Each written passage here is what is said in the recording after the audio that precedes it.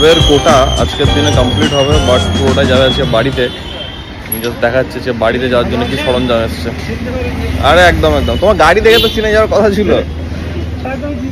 একদম একদম, চলো বার করি সরঞ্জাম, অস্ত্র বার করি, অস্ত্র।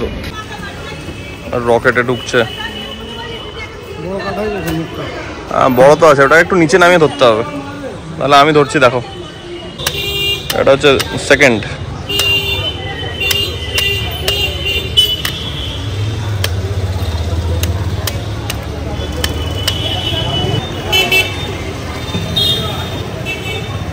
হ্যাঁ ওভাবেই করতে হবে, হ্যাঁ ওটা কমপ্লিট।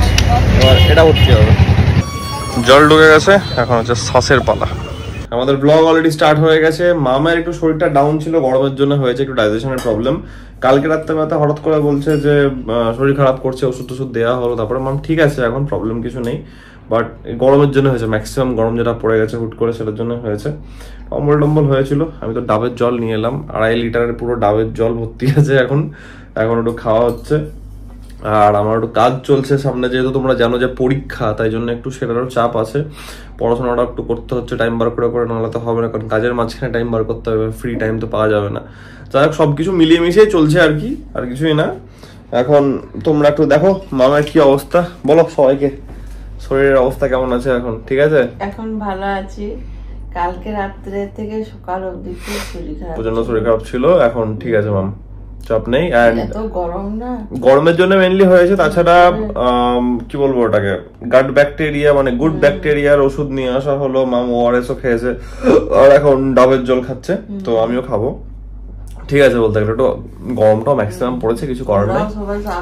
একদম একদম, কারণ গরমটা এখন পড়া শুরু হয়েছে, এখন একটু সাবধানে না থাকলে হুটহাট করে বাইরে বেরোনো এইসব এগুলোতে লাগবে। গরমটা হয় তাও ঠিক আছে, ছেলে মেয়েদের হলে আরো কষ্ট না, যে কাউরির হলে প্রবলেম সেটা ব্যাপার না, মায়েদের মনে হয় যে আমার ছেলে মেয়েরা, তোমাদের ওটা তো মনে হবেই, সেটা তো স্বাভাবিক ব্যাপার, বাট আলটিমেটলি যে কাউরির হলেও কালকে আমারও তো টেনশন হচ্ছিল, স্বাভাবিক ব্যাপার, সেটা ওটা কিছু করার নাই। বাট এখন আলটিমেটলি সব ঠিক আছে, তো এটা হচ্ছে আপডেট।